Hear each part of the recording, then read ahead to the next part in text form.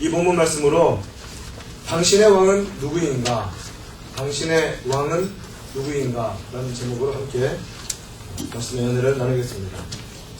역사를 공부하신 기억을 되돌려보면 왕권 신수설이라는 단어가 기억이 나실 것입니다. Divine Right of Kings, 즉 왕이 신적 권리를 가지고 있다는 그런 말입니다. 16세기 프랑스와 영국의 절대주의 시대에 그 국왕들이 자신의 절대 권력을 휘두르기 위해서 사용한 표현입니다. 즉 나의 이 권력은 신으로부터, 하나님으로부터 온 것이기 때문에 나의 권위는 절대적이다. 내가 말하는 모든 것이 법이며 내 마음대로 할 수 있다라는 절대 권력을 휘두르던 시대에 생겨난 말이지만 사실 가장 성경적인 표현이기도 합니다. 예수님께서 말씀하셨습니다. 이 땅의 모든 권력은 하나님 손에서 나온다고 말씀하셨습니다. 그리고 그것은 맞습니다. 빌라도가 예수님을 향해 말합니다. 내가 당신을 놓을 수 있는, 석방해 줄 수 있는 권한도 있고 십자가에 못 박을 수 있는 권한도 있는 줄 알지 못하느냐 라고 할 때에 예수님께서 말씀하십니다. 위에서 주지 아니하셨더라면, 즉 하나님께서 너에게 그 권력과 권한을 주지 아니하셨더라면 나를 해할 권한이 없었을 것이다 라고 말씀하십니다. 모든 권력은 하나님의 손에서 나온다는 것입니다. 사도 바울도 동일한 말씀을 합니다. 권세는 하나님께로부터 온 것이라고 합니다. 각 사람은 위에 있는 권세들에게 복종하라고 합니다. 자신이 투표해서 표를 던진 사람이 대통령이나 어떤 총리가 되지 않았을지라도 위에 있는 권세에 복종하라는 것입니다. 그것이 성경적인 가르침입니다. 왜냐하면 권세는 하나님으로부터 나지 않음이 없기 때문에 그렇습니다. 모든 권세는 하나님께서 정하신 것입니다. 이처럼 성경적으로 볼 때에 권력이, 파워가 하나님으로부터 임하신다는 것이 맞다는 것이죠. 그런데 문제는 이제부터입니다. 그래서 나의 왕권은 절대적이다 라고 말하는 것은 사탄적이고, 그래서 나는 하나님의 명령을 들어야 한다 라는 것이 성경적입니다. 철저히 다르죠. 하나님으로부터 왔는데 그래서 나는 하나님과 같은 레벨이다 라고 말하면 하나님을 대적하는 것이고, 그래서 나는 하나님의 말씀만 들어야 한다, 순종해야 한다 라고 말하면 가장 하나님이 기뻐하시는 그런 권력이 하나님 손에서 왔다라는 그 모든 것에 대한 바른 리액션이라는 것입니다. 신명기에서 하나님은 모세에게 이스라엘 백성들에게 왕이 생길 것을 이미 알고 계시고 말씀해 주셨습니다. 너희 가운데 왕이 생기거든 왕이 첫 번째로 해야 할 일은 무엇이냐면 하나님의 말씀, 율법서를 잘 복사하여서 카피하여서 자기 옆에 두라고 합니다. 율법이라는 것은 무엇입니까? 하나님의 명령, 규례 아닙니까? 왕이란 모든 사람들 위에 가장 높아서 명령을 하는 사람인 것 같은데, 하나님 보시기에 왕은 어떤 사람이냐면 다른 누구보다도 하나님의 말씀을 더 잘 들어야 하는 사람입니다. 그래서 왕이 되면 하나님의 법을 잘 카피해서 두고 평생 읽으라고 하십니다. 배우라고 하십니다. 여호와 경외하기를 배우라고 하시고, 왕이 된 사람은 누구보다도 먼저 하나님의 율법과 규례를 잘 지켜야 한다라고 말씀하십니다. 이처럼 성경에서 말하는 왕은 하나님에 의해서 임명됩니다. 왕은 하나님이 임명하시는 자입니다. 어포인트 하시는 자예요. 하나님이 임명하시고, 그렇기 때문에 임명된 자로서 임명하신 분의 말을 들어야 하는 사람입니다. 왕은 그런 사람입니다. 하나님의 말씀을 가까이 해야만 합니다. 그래야 백성들 위에 마음이 교만해지지 않는다는 것입니다.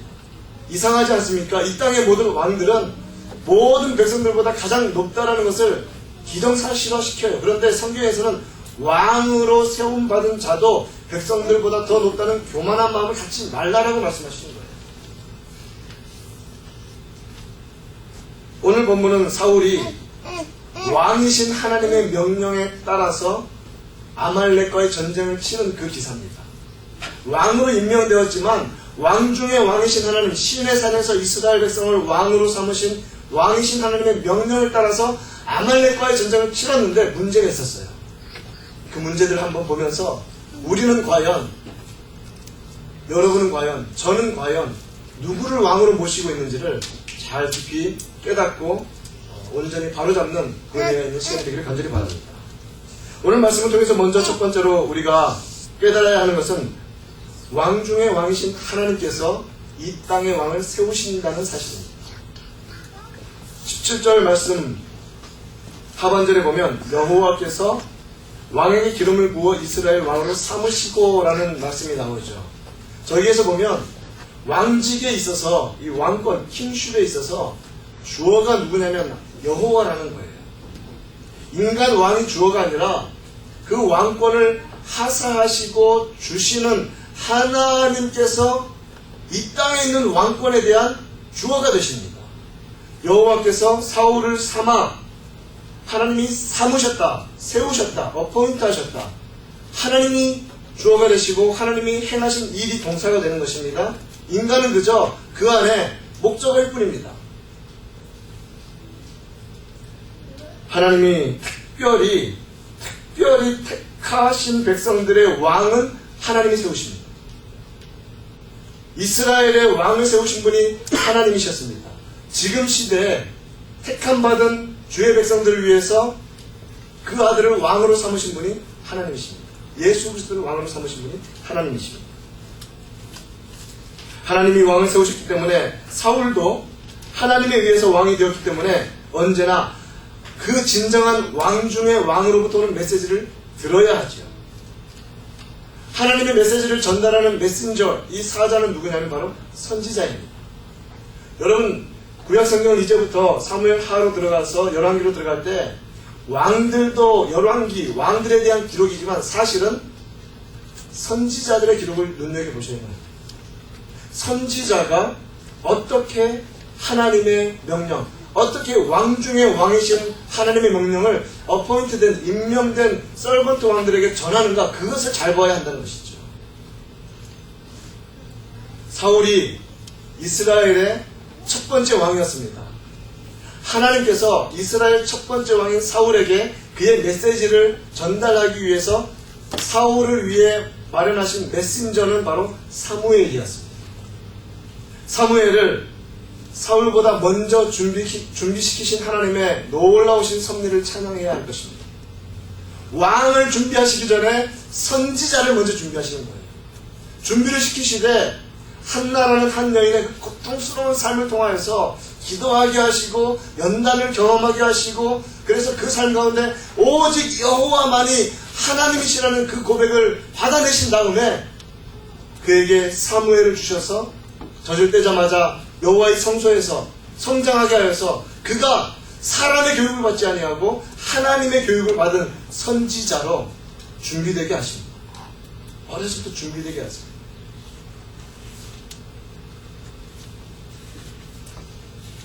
선지자들은 이 땅의 질서에 속한 사람들이 아니었습니다. 하나님의 질서에 속한 사람이었어요. 그래서 때로는 농부로 살다가도 하나님의 성령에 임하시면 그 사람은 하나님의 말씀을 전하는 사람이기 때문에 이 땅에서는 감히 농부가 어떻게 왕에 대해서 직언을 할 수 있습니까? 꿈도 못 꾸는 일이지만 하나님의 영이 임하면 농부든지 비천한 사람이든지 누구든지 간에 하나님의 영에 의해서 왕에게 직언할 수 있는 사람이 되는 거예요. 하나님이 명령하십니다. 왕이요 왜 이러십니까? 그러지 마세요 라고 말할 수 있는 그 특권이 누구로부터 주시는 것입니까? 하나님이 주십니다. 다윗에게 나단이라는 선지자가 있었습니다. 왕이면 부하의 가정을 그렇게, 부하를 전쟁터에서 죽게 만들고 부하의 와이프를 자기의 와이프로 뺏어버리는 이 짓들을 세상의 군왕들, 하나님을 알지 못하는 사람들은 아무 죄로 여기지도 않을지도 모릅니다. 왜? 파워가 있으니까. 그러나 하나님 보시기에 그것은 우리와 밧세바에 대한 죄가 아니라 하나님에 대한 죄였어요. 하나님을 모독하는 죄가 되었습니다. 그 사실을 누가 말합니까? 나단 선지자가 말하는 거예요. 감히 가서 당신이 바로 그 사람이다. 당신이 살인죄를 범하였고 당신이 그 나쁜 짓을 했다라고 직언하는 사람이 나단 선지자. 하나님의 질서에 의해서 하나님의 명령을 왕에게 전달합니다. 이스라엘의 유명한 나쁜 왕, 북쪽 왕 중에 아합이라는 왕이 있습니다. 기억나시죠? 더 나쁜 와이프 이세벨을 와이프로 둡니다. 그런데 그 아합에게는 하나님이 누구를 붙여놓으셨냐면 엘리야를 붙여놓으십니다. 그리고 그 시대에 미가야라는 선지자도 있었습니다. 그래서 수백 명 되는 거짓 선지자들이 올라가소서 왕이 승리할 것입니다. 그렇게 좋은 말만 해도 미가야는 그를 데리러 온 신하가 부탁을 해요. 야, 다른 선지자들이 좋게 말하니까 너도 이번에 좀 좋게 말해라. 왜 자꾸 안 좋은 말만 해서 이렇게 미움을 받느냐. 미가야가 뭐라고 합니까? 하나님이 주시는 말씀을 합니다. 하나님이 주시는 말씀. 세상 모든 사람들이 하나님에 대해서 적대적이고 그릇된 말을 할지라도 하나님의 선지자는 그 자리에서 하나님이 주시는 말씀을 합니다.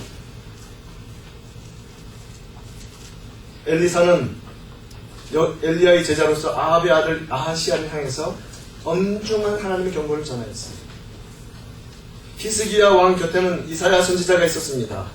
여러분, 이제 우리가 열왕기 상하, 역대상하 그리고 시가서를 통과하고 난 다음에 선지서를 들어갈 텐데, 거기에 보면 언제나 선지자들은 왕들, 어느 왕 시대에 누가 선지자가 되었다. 혹은 에돔을 향하여서, 누구를 향하여서, 이 대상이 나옵니다. 왜? 하나님은 그들을 통해서 왕들에 대해서, 또 열방, 국가들에 대해서, 이방 나라들에 대해서, 이스라엘 백성들에 대해서 하나님의 뜻을 전달하시는 거예요. 이것이 하나님 백성들의 삶의 원리입니다. 하나님이 말씀하시는 것이죠. 가감없이 선포하는 것입니다. 하나님은 이처럼 선지자들을 통하여서 명령하십니다. 왕을 세우신 하나님이 그에게 명령하십니다. 지금도 마찬가지입니다. 바로 그 하나님께서 지금 우리에게도 왕으로서 명령하십니다. 지금 우리에게 말씀을 통하여서, 기록된 말씀을 통하여서 우리 심령에 말씀하십니다. 우리 신비에 새겨놓은 하나님의 언약이 있어요.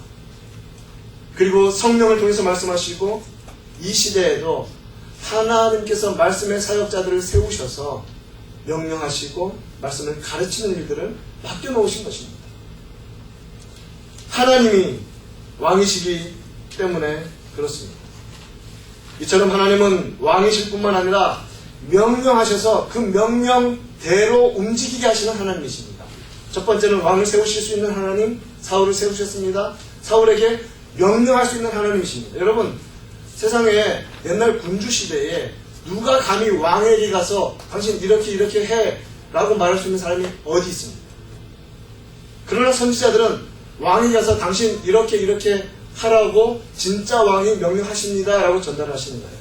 전달하는 거죠. 이스라엘의 첫 번째 왕인 사울에게 떨어진 명령이 있습니다. 무엇이냐면 18절 말씀 보면, 너는 가서 죄인 아말렉 사람을 진멸하되 다 없어지기까지 치라 하셨거늘. 진멸하라고 합니다. 이 진멸이라는 단어는 무서운 단어입니다. 나무로 친다면 진멸이라는 것은 밑동을 쳐버리는 것이 아니라 뿌리채 뽑아내가지고 뿌리에 묻은 흙을 탈탈 털어버려가지고 불에다 태워버리는 겁니다. 뿌리채 뽑아버리는 것입니다. 진멸하는 것입니다. 아니, 왜 하나님께서는 아무리 이스라엘의 적이라도 아말렉이라는 한 민족을 뿌리채 뽑아 없애라고 하시는가? 이런 생각을 하기 전에 성경에서 이유가 있음을 알아야 됩니다. 언제나 하나님의 명령에는 온전한 이유가 있습니다. 그 이유가 무엇입니까? 여러분 15장 펴놓으셨으면 2절 가서 보면, 아말렉이 이스라엘에게 행한 일, 곧 애굽에서 나올 때에 길에서 대적한 일로 내가 그들을 벌하노니 라고 분명하게 하나님께서 아말렉을 벌주시는 이유를 말씀하고 있습니다.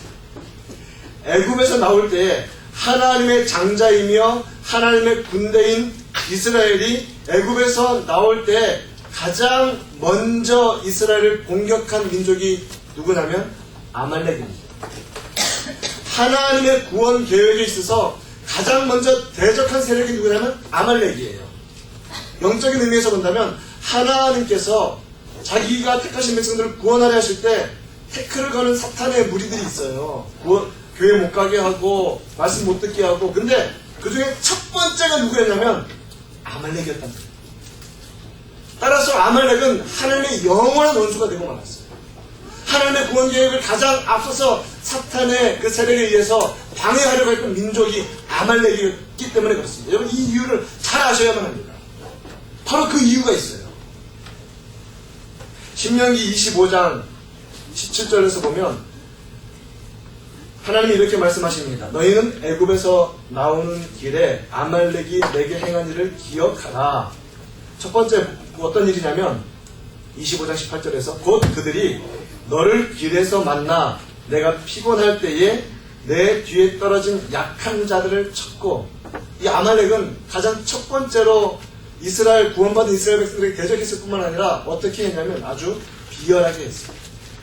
연약한 사람들 행군하다 보면 뒤에 쳐질 수가 있습니다. 저도 훈련소 가서 하루에 100km를 걷고 오라는데 새벽에 깨워가지고 너무 힘들 때가 있어요. 이 뒤로 쳐지다 보면 쓰러지면 어떻게 되냐면 뒤에 오는 앰뷸런스가 싣고 가요. 이스라엘 백성들도 많은 사람들이 걷다 보니까 뒤에 약한 사람들이 이렇게 행군 순서에서 붙여줄 때 아말렉은 비겁하게 그걸 친 거예요. 하나님이 너무 연약한 자들을 보면서 마음이 아픈데 그걸 치는 아말렉 용서하지 않겠다 하십니다. 정확하게 하나님을 두려워하지 아니하였느니라 라고 말씀하십니다. 하나님을 두려워하지 않는 것이 죄가 됩니다. 그러므로 내 하나님 여호와께서 내게 기업으로 주어 차지하시게 하는 땅에서 너는 천하에서 아말렉에 대한 기업을 지워버리라 라고 말씀하십니다. 너는 잊지 말지니라. 하나님께서 아말렉만 생각하면 우리식 표현으로 이가 갈리는 거예요. 어찌 감히 택한 백성들을 가장 먼저 공격한 민족이기 때문에. 여러분, 아말렉 그리고 오늘 사울이 살려둔 아각이라는 왕 이 이름들을 역사서를 읽으시면서 에스더서까지 잘 기억하시기 바랍니다. 계속 그 싸움이 벌어지고 있어요. 계속 진행되고 있는 것입니다. 이러한 이유 때문에 하나님은 진멸하라고 하십니다. 진멸을 어떻게 하라고 하십니까? 3절, 15장 3절 보면 아말렉을 쳐서 소유를 남기지 말고 진멸하되 남녀와 소아와 젖먹는 아이와 우양과 낙타와 나귀를 죽이라고 하십니다. 아니, 나이든 어른들은 살아오면서 이런저런 죄를 지었으니까 그럴 이해도 할 만해. 근데 어린 아이들과 심지어 인펀트, 젖먹는 아이들까지 다 죽이라고 하십니다. 근데 이 정도 가면 이제 믿음 없는 사람들, 세상 사람들은 드디어 이제 마침 잘 만났다. 이제 비난의 칼을 갈기 시작합니다. 그러나 여러분 기억하십시오. 사람은 사람은 생겨난 순간부터 죄인입니다. 죄인으로 태어납니다. 하나님께서 멸망시키시더라도 한마디도 대꾸할 수 없는 것이 인생입니다. 죄인입니다. 만약에 어린아이들이 죄가 없는데 죽였다라고 말을 한다면 우리는 우리의 죄를 우리 스스로 해결하여서 구원받을 수 있다는 행위 구원론에 빠진 자가 될 것입니다. 오직 하나님의 은혜만. 남녀와 소아와 젖먹는 아이와 우양과 낙타와 나귀를 다 죽이라고 하세요. 아니, 생명 있는 것은 흔적도 없이 다 죽이라고 하십니다. 이러한 진멸 전쟁을 하나님은 가나안 땅에 들어가면서 한 번 더 명령하신 적이 있었어요. 여리고성 싸움 때. 여리고성에서 이스라엘 백성들이 승리를 위해서 한 일은 아무것도 없습니다. 왜냐하면 그 싸움은 하나님의 싸움이기 때문에 그렇습니다. 이스라엘 백성들이 가나안 땅, 약속의 땅에 들어갈 때 첫 번째 맞는 대적을 하나님은 자신의 대적으로 여기셔서 이스라엘 백성들이 순종하자 그 성을 무너뜨리시고 명령하시기를 남녀노소와 우양과 모든 살아있는 짐승들 다 죽이고 거기에 있는 모든 물건들을 다 태워버리고 불로 태워도 타지 않는 철과 동과 이런 것들은 여호와의 국간에 드리라고 하십니다. 무슨 말입니까? 하나님이 첫 번째 것은 다 받으시는 거예요. 첫 번째 싸움이기 때문에 하나님이 승리를 거두시고 전리품은 승리자가 가져야만 합니다. 하나님이 승리하셨기 때문에 그 모든 것들을 다 태워서라도 하나님께 온전한 제물로 바치라는 거예요. 그래서 아간이 비록 그 많은 제물 중에 작은 것 훔쳤다고 해서 죄가 작은 것이 아니라 하나님의 승리를 갈취하는, 하나님의 승리를 도적질하는 범죄가 되기 때문에 너무나 큰 범죄가 되는 것입니다. 하나님이 승리하셨기 때문에 하나님이 모든 것을 가지십니다. 그것이 여리고성 싸움에서의 교훈이에요. 그러나 아이성에서는 비록 초반에 조금 아간으로 인하여서 좀 고통은 있었지만 하나님의 명령이 달라집니다. 사람들은 다 진멸하되 거기 있는 물건과 가축들은 너희들이 가져라라고 말하기 시작합니다. 하나님이 승리하셨기 때문에 이제 전리품을 주시는 거예요. 첫 번째에서는 하나님이 다 가져가시지만 그 다음에 승리하시면서 전리품들을 주시는 거예요. 가축들은 너희들이 가지고 살아라.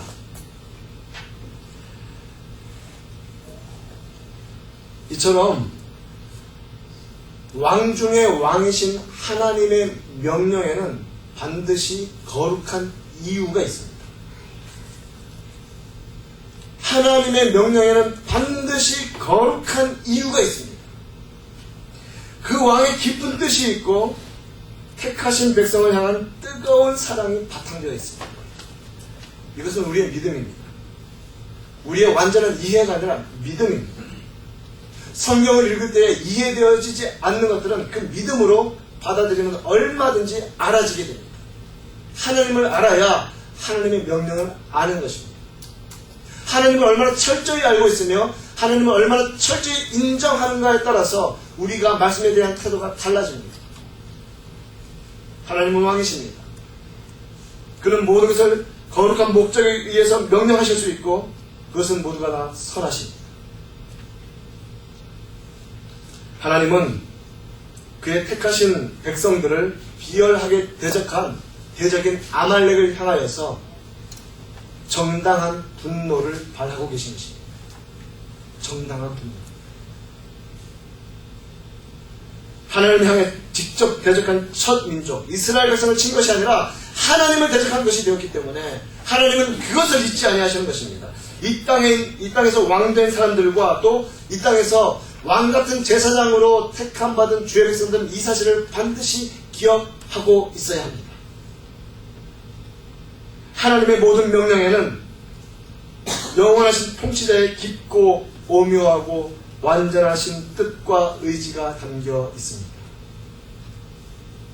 그러하기 때문에 하나님의 말씀, 하나님의 명령을 인간이 자기 생각대로 왜곡하거나 변조하려 해서는 안 됩니다. 말씀을 그대로 받아야 한다는 것이죠. 우리가 성경을 읽을 때에도 마찬가지입니다. 우리는 영적으로 완전하지 못합니다.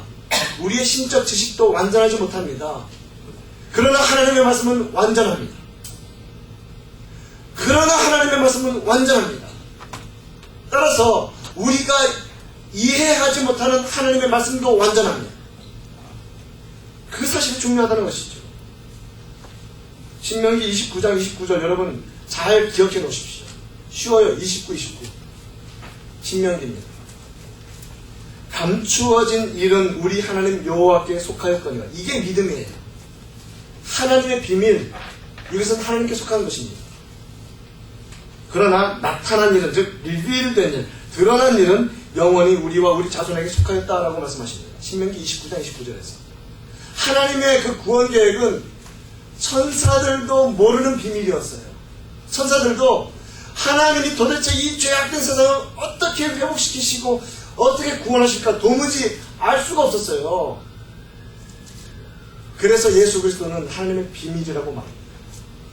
그때까지 어느 누구도 하나님 아버지 외에는 아무도 알 수 없어요. 하나님의 깊고 오면 지혜로 지식으로 그 아들을 이 땅 가운데 보내신 그 엄청난 구원의 역사를 하나님 계획해 놓으셨습니다. 그런데 구약시대는 그것이 모르는 거예요. 단 선지자를 통해서 희미하게 살짝 보여주신 것입니다. 우리가 이 믿음이 있기를 원합니다. 그래서 기도하기를 원합니다. 하나님, 성령 하나님께서 더욱더 충만한 영적인 지식과 지각을 주셔서 하나님의 말씀을 읽을 때 더 깊이 깨달아지는 은혜를 있게 해주시옵소서. 감추어진 것들이 내 속에 드러나는 역사가 있게 해주시옵소서. 안타깝게도 사울은 이러한 하나님의 진멸의 명령을 순종해야 했지만 그 명령을 불복종하고 말입니다. 진멸, 뿌리채 뽑아서 태워버리라고 명령을 받았는데 그냥 이게 윗동만 친 거예요. 그루터기만 남겨놓고 친 거예요. 여러분 사무엘 하 읽으셨으니까 간단한 퀴즈를 한번 내봅시다. 사무엘이 결국 누구 손에 의해서 죽습니까? 자결하였습니까? 자결하려고 했는데 목숨이 살아있었어요. 마지막에 그의 목숨을 거둔 사람이 누군지, 어느 민족인지 아십니까? 아말렉 소년입니다. 시사하는 바가 있죠. 너가 그래 살려둔 그 민족, 그 손에 의해서 사울은 죽습니다. 결국. 여러분 잘 깨달아야 돼요. 우리 속에 있는 죄에 윗동만 대충 쳐서는 안 되고 뿌리까지 성령께서 뽑아내셔서 다 태워버리지 않으시면 결국 거기에 우리가 넘어가는 거예요. 그는 진멸을 명령받았지만 전리품을 탈취하는 데 집중했습니다. 아말렉과의 싸움은 하나님이 승리하시기 때문에 하나님이 다 전리품 가져가셔야 돼요. 다 그래서 죽이라는 것입니다. 그런데 19절 말씀을 보십시오. 어찌하여 왕이 여호와의 목소리를 청종하지 아니하고 잘 경청하지 아니하고 그 다음에 뭐라고 되어 있어요? 탈취하기에만 급하여. 이것이 사울의 마음이었어요. 우와 좋은 것. 또 자신이 왕이니까 아각 왕을 살려두어서 그 전쟁 포로로 자신이 높아지고 싶었어요. 탈취하기만 급급하였습니다. 여호와께서 악하게 여기시는 일을 행하였나이까. 이것을 우리가 15장 8절에서 보면 아말렉 사람의 왕 아각을 사로잡고, 하나님 죽이라고 하셨는데 사로잡고라고 되어 있죠. 칼날로 그의 모든 백성을 진멸하였을 때 9절 말씀, 여러분 성경 펴서 쓰면 9절을 보십시오. 사울과 백성이 같이 되어 있습니다. 이게 왕이나 신하나 뭐 백성이나 다 똑같이 움직이는 거예요. 사울과 백성이 아각과 그의 양과 소의 가장 좋은 것 또는 기름진 것과 어린 양과 모든 좋은 것을 남기고 라고 되어 있습니다. 진멸하기를 즐겨하지 아니하였다. 즉 사울은 의도적으로 가장 좋은 것을 남긴 것입니다. 막 전쟁을 하다 보니까 통통한 아주 털도 아주 깨끗하게 씻겨진 아주 막 그 양들이 막 이렇게 있어요. 정말 제사하기 위해서 남겨뒀을까? 아니라는 거예요. 탐욕이 움직이는 겁니다. 아간의 마음이 똑같이 역사하고 있는 거죠. 하나님의 명령보다 내 속에 있는 욕심이 더 먼저 움직이고 있는 것입니다. 야, 이건 아깝다. 이건 아깝다. 기름진 것, fat portion. 우리는 사람 통통하면 안 되지만 양은 좀 통통해야 됩니다. fat portion. 아주 기름진 것. 아껴두는 것. 의도적으로. 그리고 가치 없고 하찮은 것은 진멸하니라. 가치 없고 하찮은 것은. 가지고 있으면 사료 더 많이 들 것 같은 것들은 다 죽여버리는 거예요. 그는 철저하게 자신의 욕심에 따라 움직였습니다. 하나님의 명령 따라 움직인 것이 아니라 의도적으로 하나님의 명령을 잊어버리고 의도적으로 자신의 탐욕을 쫓아 움직인 것입니다. 의도적으로. 하나님의 명령에 대해 불순종하는 자의 태도를 우리가 배우고 싶다면 사울을 보면 너무나 잘할 수 있는데 11절 말씀에서 하나님께서는 내가 사울을 왕으로 세운 것을 후회한다라고 말씀하십니다. 근데 이 후회한다라는 말을 잘못 이해하면 아이고 그렇구나 하나님은 뭐 이렇게 계획하셨다가 잘못되면 후회하시는구나. 우리가 알아듣도록 하시는 표현이에요. 사실은 좀 더 깊은 의미에서는 슬퍼한다라는 말이에요. 그리 슬퍼합니다. 하나님께서 노아 시대에 사람을 지으신 것을 한탄하셨다. 그의 계획이 다 틀렸는가? 그게 아니라는 거예요. 하나님께서 한탄하신다, 슬퍼하신다는 거예요. 그러나 하나님의 구원 계획은 이미 영원 전부터 다 세워져 있었습니다. 우리에게는 조금씩 열려지는 것입니다.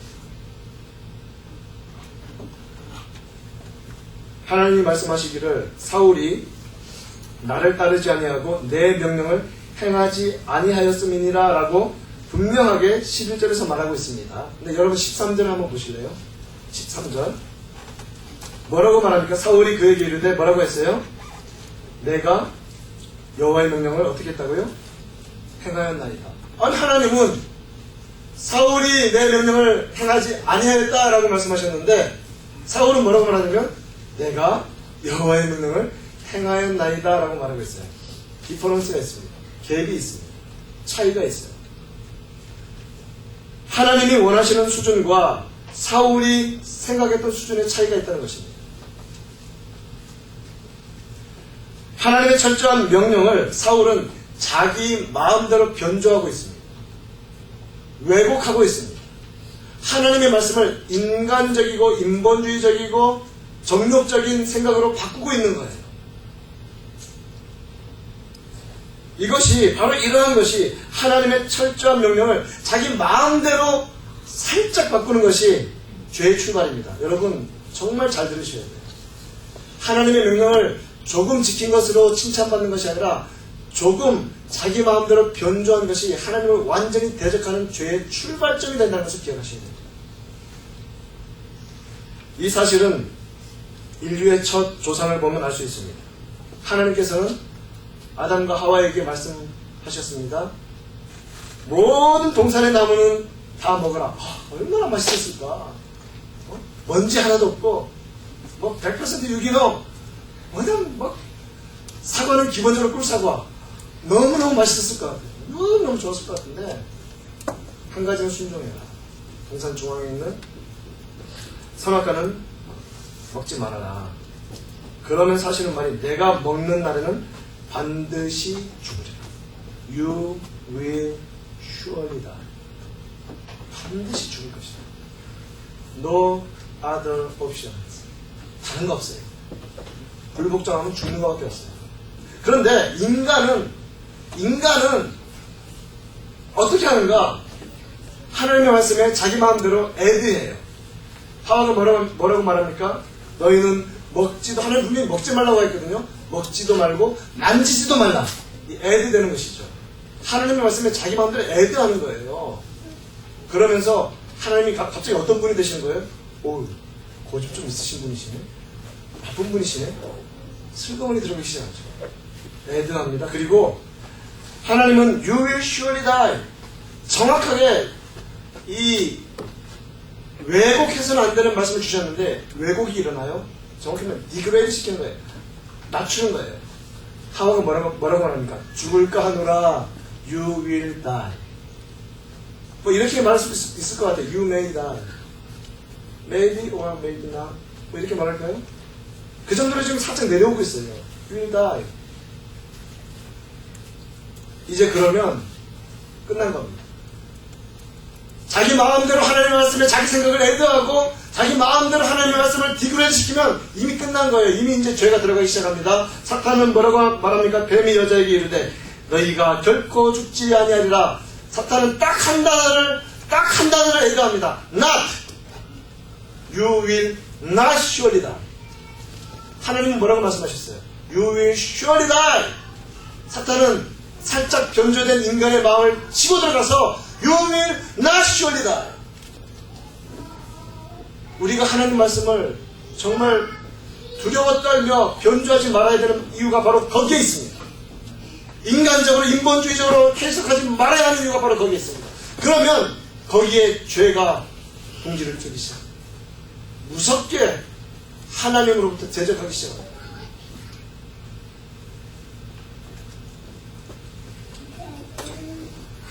죄의 속성은 이렇습니다.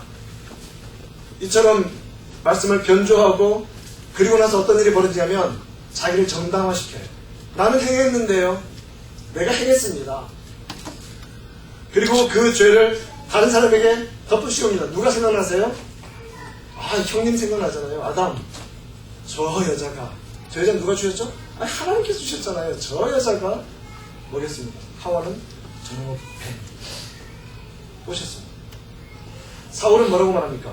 저는 20절 말씀을 한번 보십시오. 눈을 부릅뜨고 한번 보세요. 사울이 사무엘에게 이르되 나는 정말로 실로 여호와의 목소리를 청종하였습니다. 저는 그랬어요. 그런데 그 다음에 21절 말씀을 보면 다만 누가? 백성이. 저놈들이 나쁜 놈들이에요. 이게 죄가 들어와서 자리 잡은 최고의 특징입니다. 최고의 특징. 다만 백성이 그 다음에 또 거짓말이 계속 이어지는데, 분명히 15장 앞부분에서는 사울과 백성이 둘이 손에 손을 잡고 좋은 것들은 가지자라는 마음으로 스피어했다고 했는데, 사울이 뭐라고 거짓말합니까? 백성들이요, 그래도 하나님 믿는다고 제일 좋은 거 남겨서 길갈 가서 제사하려고요. 여러분, 거짓말을 해도 하나님에 대해서 거짓말하면 안 됩니다. 예배 가지고 거짓말하면 안 됩니다.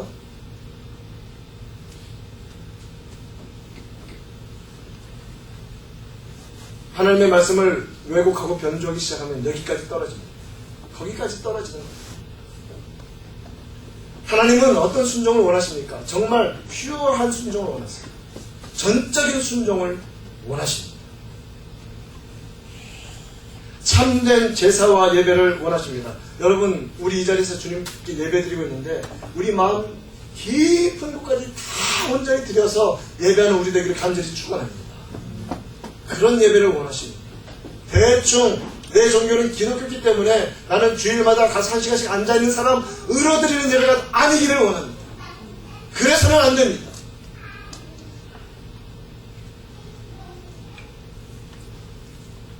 사무엘이 뭐라고 말합니까? 22절 말씀에서 여호와께서 번제와 다른 제사를 그의 목소리를 청종하는 것을 좋아하심같이 좋아하시겠나이까? 이 말은 하나님이 제사를 싫어하신다는 말이 아닙니다. 이 말은 마음 중심을 들이지 않는 거짓 제사를 하나님이 싫어하신다는 말입니다. 하나님은 다 아세요. 이게 진짜 제사인지 가짜 제사인지 다 안다고요.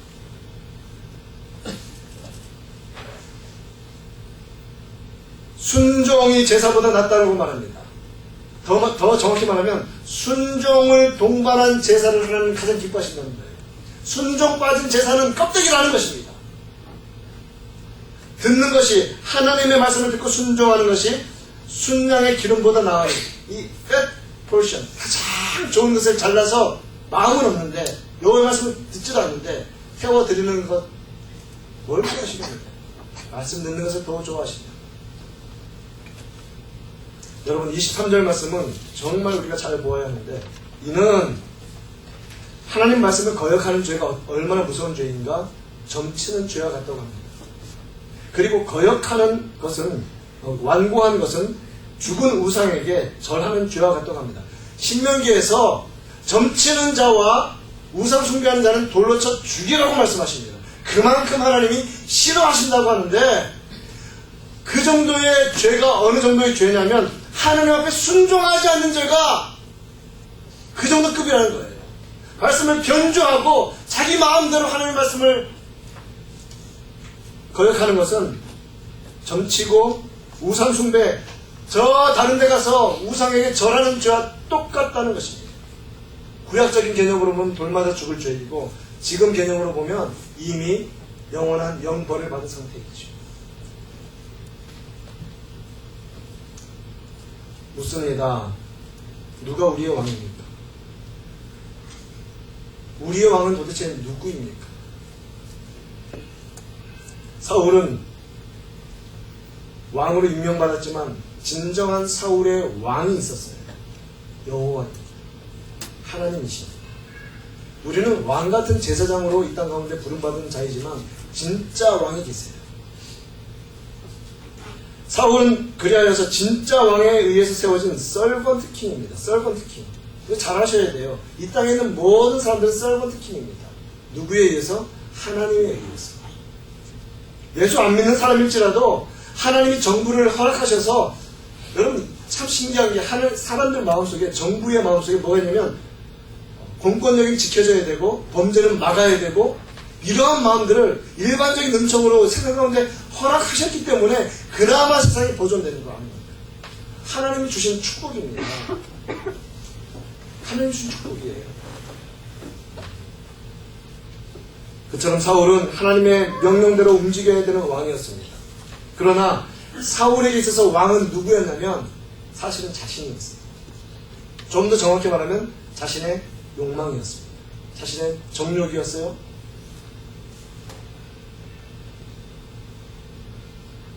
사울은 그렇게 다윗을 죽이고 싶어 했어요. 여러분 읽어보셨죠? 야, 어떻게 죽여도 그게 짧은 몇 장에 걸쳐 기록되어 있지만 약 한 13년? 오랜 세월 동안 다윗은 죽을 고생하면서 막 산으로 갔다가 들로 갔다가 강 건너 갔다가 이방 족속에 가서 미친 척 했다가 뭐 살려고 별짓을 다 했어요. 10년 이상. 왜 그렇게 다윗을 죽이고 싶었는가? 요나단에게 이렇게 말합니다. 이새의 아들이 즉 다윗이 땅에 사는 동안은 너와 너의 나라가 든든히 서지 못하리라. 사울은 자신의 왕권을 요나단에게 넘겨주고 싶었어요. 이 말은 무슨 말이냐면 하나님이 왕으로 인정하셔야 왕이 되는데 사울은 하나님에 의해서 왕이 되었음에도 불구하고 스스로 왕이라고 생각하는 거예요. 그래서 이 왕위를 내 아들에게 물려줘서 우리 가문 대대로 베냐민 자손의 사울 왕가가 세워지리라. 이 마음을 가졌다는 것이죠. 사울에게 있어서 왕은 하나님이 아니라 자기였습니다. 그렇기 때문에 왕의 명령을 받아도 자기 정욕대로 좋은 것 보면 죽이라고 하시는데 아껴두고 이러한 일들을 하는 거죠. 왜? 자기가 왕이니까. 계속해서 묻습니다. 여러분의 왕은 누구입니까? 과연 우리는 무엇을 따라 살아가고 있습니다. 또한 사울에게 있어서 왕은 백성이었습니다. 백성. 그게 요즘 시대에 개념하고 많이 맞는 것 같아요. 풀뿌리 민주주의. 그래서 또 투표하지 않습니까? 그래서 이 투표권을 가진 사람에게 권력이 있는 것 같이 여겨져요. 그런데 여러분 권력자들은 언제 투표하는 사람들에게 와서 굽실거리는지 아십니까? 투표할 때 그때 빼고는 또 자기 권력이 되는 거죠. 사울은 말합니다. 24절 말씀 보십시오. 내가 여호와의 명령과 당신의 말씀을 어긴 것은 내가 백성을 두려워하라. 사울이 두려워하는 것은 하나님이 아니었어요. 백성이었어요. 백성을 두려워하여서 그 다음에 정말 이심짓고 하는데 그들의 말을 청종하였음이니이다. 하나님 말씀을 청종해야 되는데 백성의 말을 청종하고 있는 거예요. 백성을 두려워하여서 그들이 요구하는 대로 따라가고 있습니다. 하나님의 서번트가 아니라 사람들의 서번트로 사람들의 슬레이브로 전락해버리고 말았습니다. 그러면서 또 어떻게 합니까? 사무엘에게 부탁합니다. 근데요, 그냥 떠나가지 마시고 저를 위해서 사람들 앞에서 저를 좀 이렇게 높여주시지요 라고 뒤에 가면 또 부탁하거든요. 해도 너무해요. 그게 인간입니다. 하나님을 왕으로 모시자는 인간들의 모습입니다. 우리 모두 오직 하나님만 왕으로 모신 자들로 살아가기를 간절히 축원합니다. 이스라엘 백성들은 오직 하나님만 왕으로 모신 자들이 되어야 했습니다. 여러분 구조가 이래요. 하나님께서 이스라엘에게 왕을 세우셔서 선지자를 통하여서 그 왕들에게 백성들을 잘 가르치도록 하신 것처럼 이제 새로운 이스라엘인 우리들에게는 하나님이 누굴 주시냐면 그 아들을 왕으로 주시는 거예요. 이제 이해가 분명하죠? 아들 예수 그리스도를 우리에게 왕으로 주십니다. 그런데 그는 선지자예요. 그는 제사장입니다. 그는 왕이십니다. 그래서 그 안에서 모든 것이 하나님의 모든 것이 다 드러나서 우리로 하여금 하나님께서는 예수 그리스도를 왕으로 섬기기를 원하신다는 것이죠. 예수님이 이 땅 가운데 오셨을 때에 예수님을 누가 십자가에 못 박았습니까? 빌라도가 허락했지만 그것을 애석한 사람은 대제사장들과 서기관과 바리새인들과 지도자들이었습니다. 대제사장은 구약적인 개념으로 보면 하늘의 왕이신 하나님께 1년에 한 번 지성소에 들어가서 알현할 수 있는 그 자리에 있는 사람이었습니다. 따라서 대제사장이야말로 하나님이 왕이시며 하나님이 보내신 왕이 누구라는 것을 가장 정확히 알아야 하는 사람이었습니다. 그런데 빌라도가 묻습니다. 내가 이 사람을 놓아주고 싶은데 어떻게 하랴? 그러자 대제사장을 포함한 이스라엘 백성들이 말합니다. 아닙니다. 십자가에 못 박으십시오. 왜냐하면 우리에게는 황제가 왕이기 때문에 그렇습니다. 얼마나 부끄러운 말입니까? 얼마나 수치스러운 표현입니까? 대제사장 입에서 우리의 왕은 하나님이십니다 가 아니라 우리의 왕은 로마 황제입니다. 그 이야기를 하면서 십자가에 못 박아달라는 거예요. 여러분 오늘 설교를 정말 잘 들으셔야만 합니다. 정말로 진정한 세상의 주권이 누구에게 있는지를 우리는 고백해야 할 것입니다. 요한계시록이 기록될 때 성도들은 강요받은 것이 있습니다. 황제를 신으로 섬기라는 것을 강요받았습니다. 정말 신 같아요. 무한 권력을 가지고 있으니까. 세계를 다 통치하니까. 그러나 사도 요한은 뭐라고 말합니까? 아니다. 하나님이 세우신 예수 그리스도 그가 왕이시다. 그가 왕이시다. 세상 나라가 우리 주와 그의 그리스도의 나라가 되어 그가 세세토록 왕노릇 하시리라고 말씀하십니다. 다시 한번 우리 스스로에게 묻습니다. 누가 우리의 왕입니까? 도대체 우리의 왕은 누구입니까? 대부분의 사람들은 하나님을 믿는다고 말하면서 여전히 자기가 왕으로 살아갑니다. 그래서 하나님은 뭐냐면 알라딘 램프의 지니예요. 하나님, 때가 됐습니다. 램프를 살살 이렇게 문지르면서 내가 지금 기도하고 있거든요. 하나님 오셔서 영을 좀 해주셔야겠습니다. 그 정도로 여기고 있지 않는지. 능력이 많은데 내 수중에서 움직여야 하는 분 정도로만 여기고 있지 아니한지 결국 내가 왕이라고, 내가 하나님을 통제할 권한을 가진 자라고 착각하고 살아가는 사람이 너무나 많이 있어요. 그렇지 않습니다. 우리는 스스로 왕이 되어서는 안 됩니다. 사울 같은 죄를 범해서는 안 될 것입니다. 하나님을 온전히 왕으로 모시는 우리가 되기를 간절히 축원합니다. 하나님을 온전히 왕으로 모시면 하나님이 그 집안을 일으켜 주실 것입니다. 다윗은 여러 가지 많은 결점들이 많았고, 여러분 사무엘하 후반부 읽어보면 정말 슬프잖아요. 슬픔투성이에요. 이 다윗의 집안에 왜 그런 일이 벌어지는지. 그러나 하나님을 향한 그의 마음 자체는 그 모든 회개를 통해서 다시 회복되는 것을 우리는 보게 됩니다. 하나님은 그런 왕을 원하시는 거예요. 하나님을 두려워하는 왕. 하나님을 두려워하는 왕. 그래서 다윗은 하나님의 말씀이 들어있는 법궤가 예루살렘으로 들어올 때 너무 좋았어요. 야, 이제 내가 진짜 왕이신 하나님의 통치를 받는구나. 그게 너무 기쁘니까 그 법궤 앞에서 춤을 추는 거예요. 여러분, 이 소셜 포지션이 있지.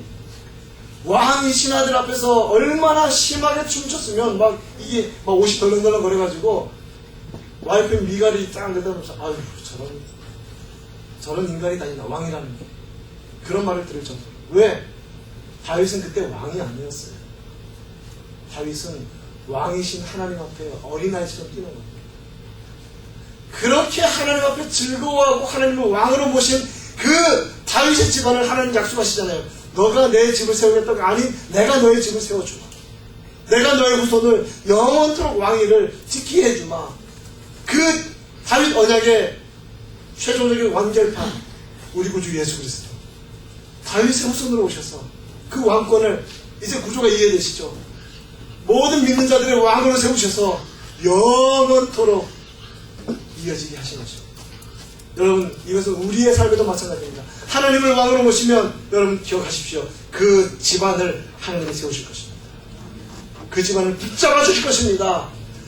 여러분들의 자손을 왕으로 세우려는 그런 사울 같은 시도를 하지 말고 우리가 온전히 하나님을 왕으로 모셔서 자녀들에게 하나님이 왕이시다라는 것을 가르침으로 정말 하나님께서 우리 모든 성도들의 가정을 다윗의 왕가처럼 그렇게 영원토록 세우시는 놀라운 축복을 한 가정도 한 분도 빠짐없이 누리는 은혜가 있기를 간절히 축원합니다. 다 같이 자리에서